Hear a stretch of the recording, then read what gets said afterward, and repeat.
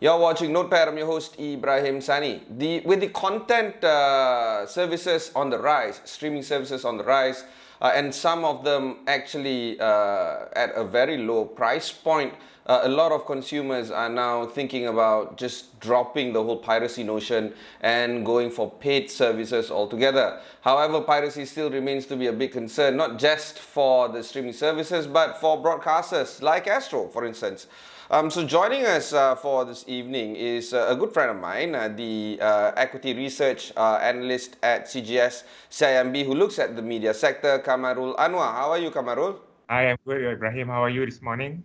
Fantastic. I've been reading your analyst report, and it's a pretty good read. Not just because you put a buy call on Astro, but generally speaking, it's actually quite a refreshing read to see how the intricacies of the media sector works. It's kind of strange. I am in the media sector, and sometimes I don't even understand how this sector behaves. But before we jump into the whole piracy conversation, let's talk about the landscape that we're in right now, particularly in Malaysia, how the media sector operates, and where does piracy fit in that sense?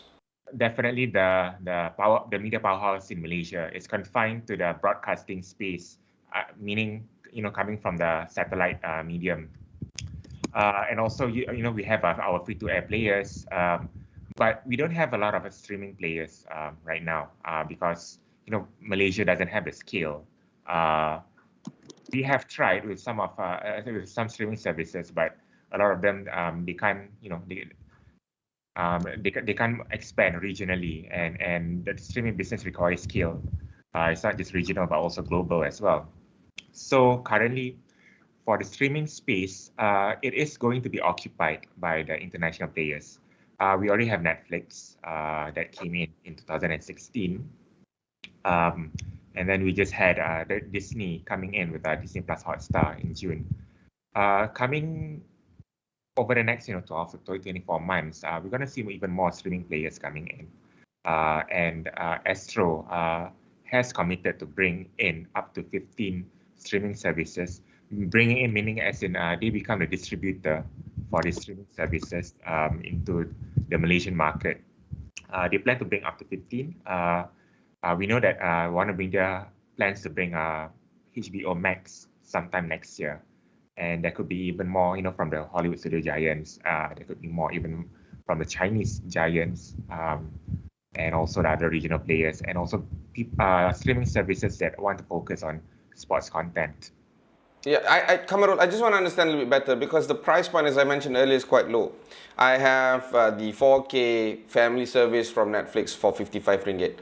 I'm having, my mother at least is paying the Astro full package at 200 plus ringgit. We've seen how Apple bundles their Apple One product, some as low as 10 ringgit a month, but it can go up to 50 ringgit. Generally speaking, we're talking about quite low prices, right? And of course, when you look at all the kind of services that, say, for instance, Astro brings, 49 ringgit for the starter pack, for the super pack goes up to 120 ringgit. I'm just surprised that people still opt for piracy. So how prevalent is piracy right now vis-a-vis people paying for services? Okay, piracy has always been a problem in Malaysia. I don't know if you remember this back in the 90s. A lot of media companies and even the government put out PSAs saying that we should stop piracy and all that. So piracy has been very rampant, and even during the DVD days, like every shop lots will have a local pirated DVD store. Like uncle selling DVDs. So it has always been a prevalent issue. And then over the past few years, since a lot of the major Hollywood studios churning out content on the streaming space, and the streaming services are not available in Malaysia.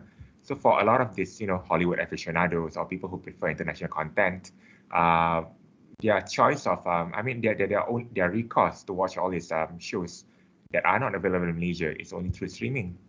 And now, with digital media becoming very prevalent, the cost of obtaining pirated content is practically zero.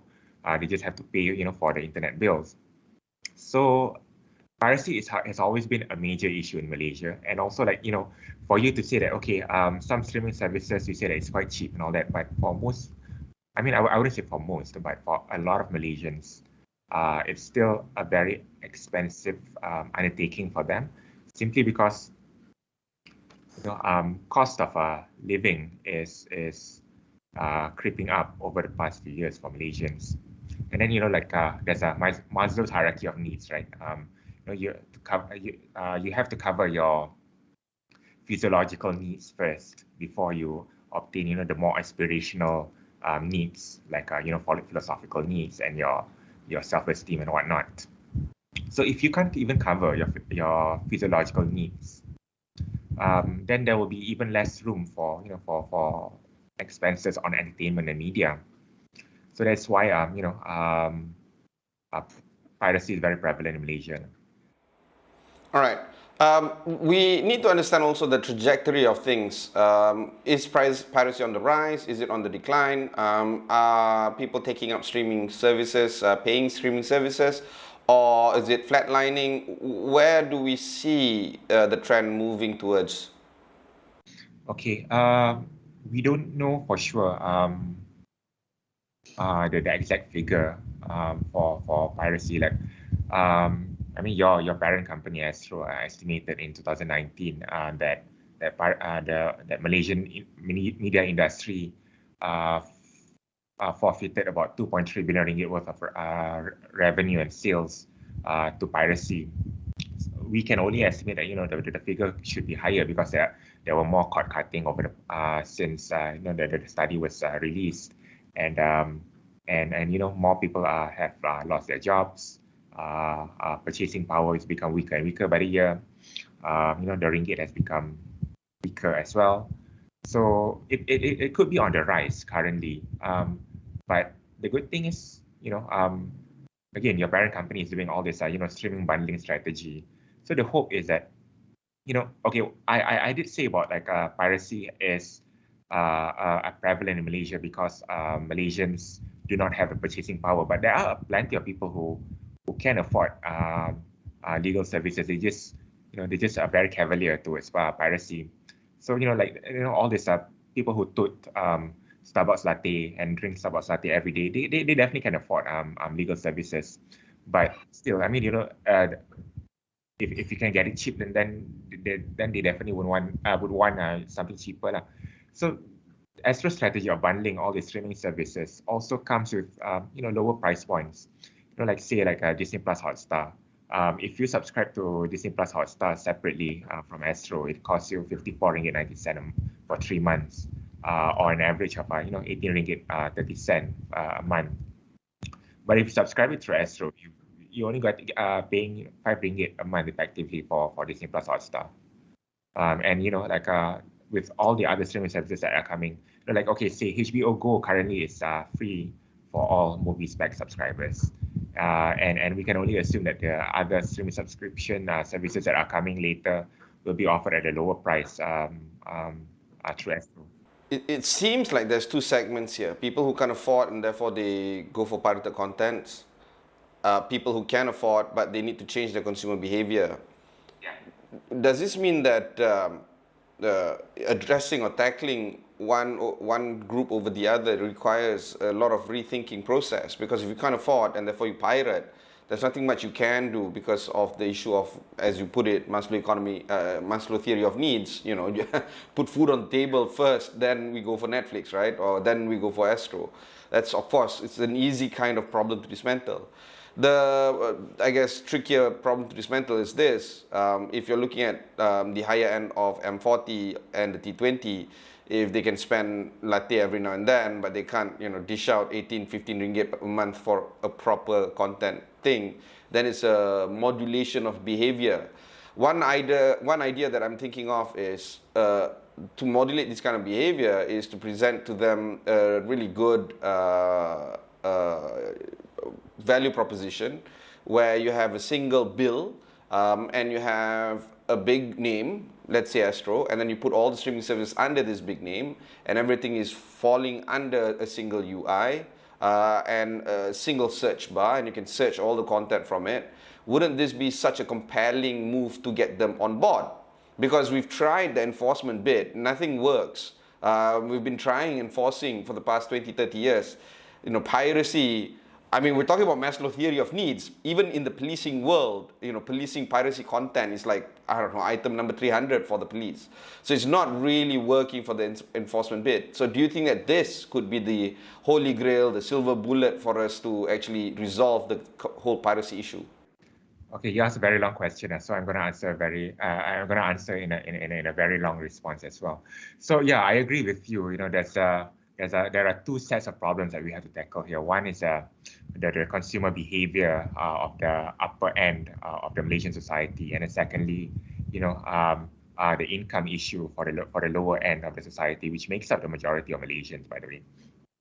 So for the top end or the higher end of the Malaysian income households, definitely, yeah, you Astro or media players have the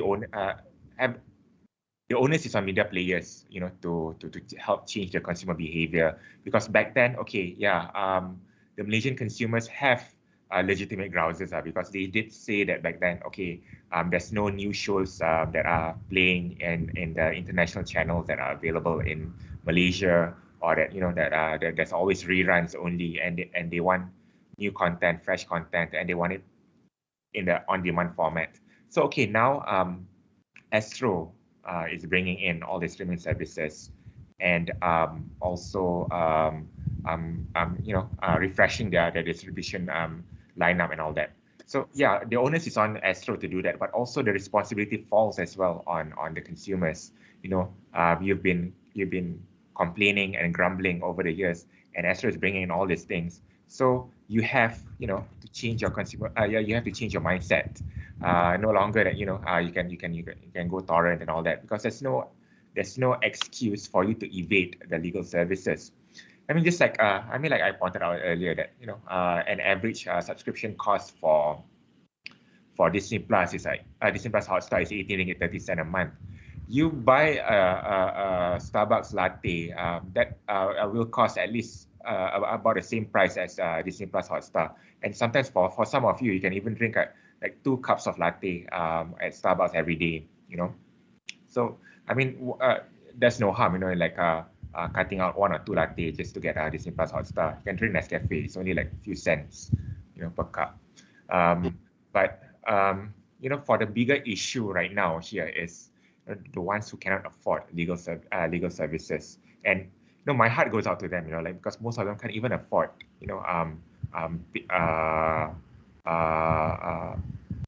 getting the right nutrition and all that. Because Malaysians, the amount of protein that we consume is even lower than the OECD average. And then, and for most of the protein source that we take is chicken, because beef is expensive, lamb is expensive, so there's no variety in our protein intake. And then that's just protein. We do. I mean, we do skip vegetables and all that. So we don't have enough nutrition. And then for even like for some children in other states outside of KL, there's even cases of stunting right now. And apparently it's already proven that the cases of stunting in Malaysia is even worse than in some African countries. So my heart goes out to all of them. The case of in this case of a lower income, is the onus is definitely on the government, to help raise the income right now. Like in the 12th Malaysia plan, they did say that that Malaysia is aspiring to increase the share of employees' compensation to GDP to 40% right now, and currently it's about 30%. But we have to remember again, 2 years ago, former Finance Minister Lim Guan Eng revealed that our shadow economy is about 20% of the size of the GDP. So if we put back the amount of the shadow economy into the GDP denominator, actually, like the share of compensation to GDP is actually even lower than 30%. So it shows that our purchasing power is actually weak. And then also, and then just to give an example, a couple of years ago, CGS-CIMB did a report on cigarette affordability, because back then, like when British American Tobacco and all these cigarette players kept on saying talking about illegal cigarettes, illicit cigarettes, no one ever asked why illicit cigarettes became prevalent in the first place. So CGS-CIMB research came out with a report to verify that the issue stems from low income. So we did a study comparing Malaysians' minimum wage and then compare it to the price of local cigarettes, and to show like how long it takes for a minimum wage worker to earn enough salary to buy a pack of local cigarettes. And then we compare it with a few other countries in the region, like say Indonesia, Philippines, Thailand, and then we compare it with countries that have high cigarette prices, like the UK, the US. Yeah, I have that particular chart. If you can put the chart in right now, because I did read about this some years ago, and this is a very interesting chart to look at. It basically shows that we have to work a lot more to get a pack of illegal cigarettes, and maybe something like this can be done for the media sector as well, because I think the issue is relevant. I'm not saying that the media sector is as nasty as the tobacco sector, but it kind of shows the motivation of why a person consumes piracy items. In this case, media content. In the previous case, tobacco. It's much more deep-seated, deep-rooted, and not as easy to split or discuss as previously thought. But moving forward, do you think that this is an issue of wage? This is not an issue of content or pricing or any of the other things. The issue at hand right now is that Malaysians are not earning enough. Do you think that is the mega issue that we need to be addressing right now? That is a main issue specifically from the Malaysian government, or the society needs to address, because even if you say that Malaysians say that Malaysian media content is weak and all that, the reason that it's weak or it doesn't meet the urbanite standards is because we don't have the budget to churn out like high quality production in the first place. So these are the ones, all these people who are toting the Starbucks lattes and all that. Then they kept on making fun of Malaysian content, but they never supported Malaysian content or Malaysian media companies in the first place. So I'm going to give you an example here. Astro spends about 1.2 billion ringgit to 1.7 billion ringgit a year on content. But that is content. That is total content. It includes the sporting content and also international content. But for local content, they only spend about 25% to 33% of their annual budget every year. So that will be about 250 million ringgit to 490 million ringgit. But compare that with a single episode of Squid Game, it costs about 15 million euros to 20 million euros. That's about 75 million to 98 million ringgit per episode. With the allocation for Astro, the allocation of local content from Astro, you can't even cover the whole 9 episodes for Squid Game. And Astro is allocating this budget for local content for a dozen of round the clock channels and even movies. So definitely, like the issue here is that Malaysia needs to address the low income issue first, and then from there will be a trickle down effect on the media industry. But the problem is right now, like I don't think there's even any point for me to point out that Netflix is more expensive for Malaysians compared to people outside of Malaysia, because right now Malaysians can't even afford the basic needs, the basic physiological needs, like food. They can't even, like, a lot of them can't even afford buying their own place or renting their own place. They have to share with 2 or 3 people just to be able to have a roof above their heads. So that is a major issue right now. All right. We'll go for one short break. When we come back, we'll conclude our conversation with Kamarul Anwar, CGS-CIMB.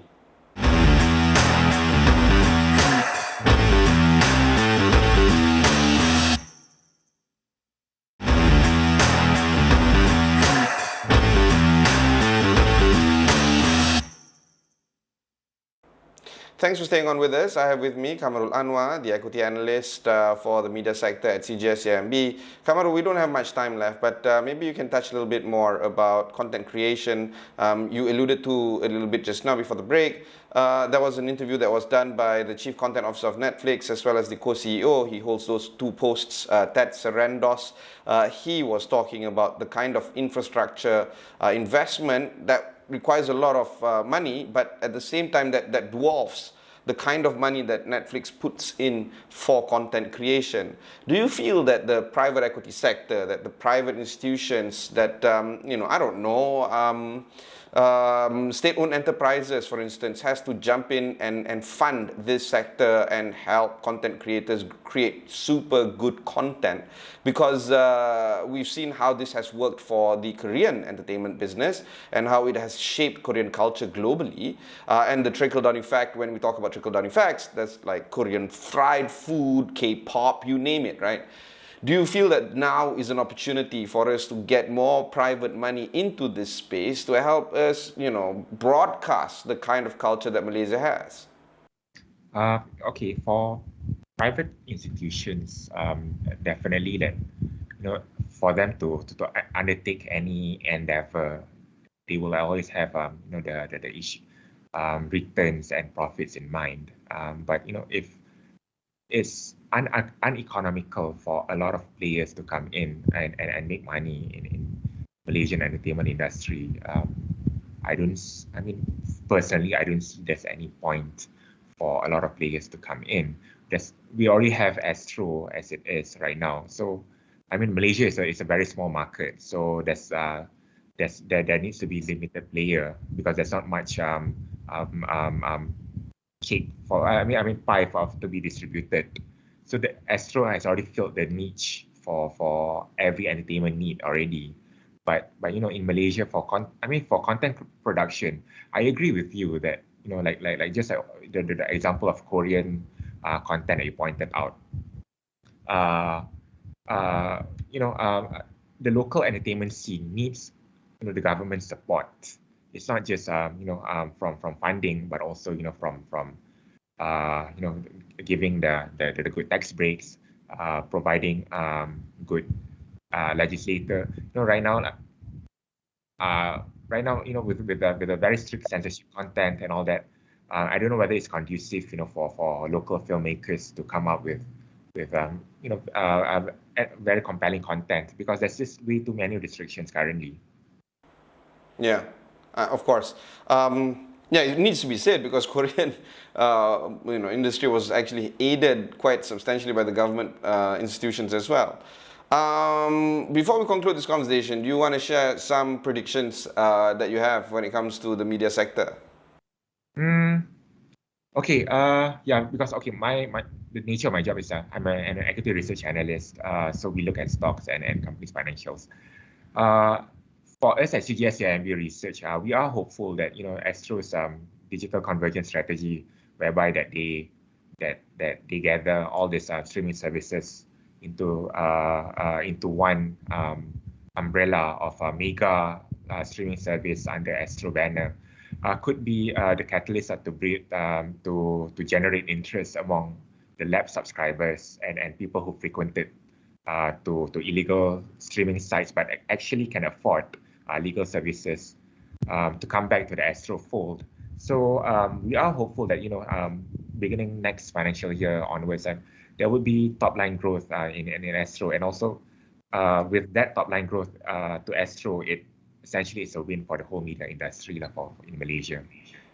Fantastic. Thank you very much. That was Kamarul Anwar, the Equity Research Analyst at CGS-CIMB in the media sector. If you've missed any part of this interview, just head on to Astro AWANI, look for Notepad over there. You can also look for CGS-CIMB, or you can look for Kamarul Anwar himself, all on our website. Until then, thanks very much for watching and goodbye. Kamarul, thanks for joining us. Thank you, Ibrahim.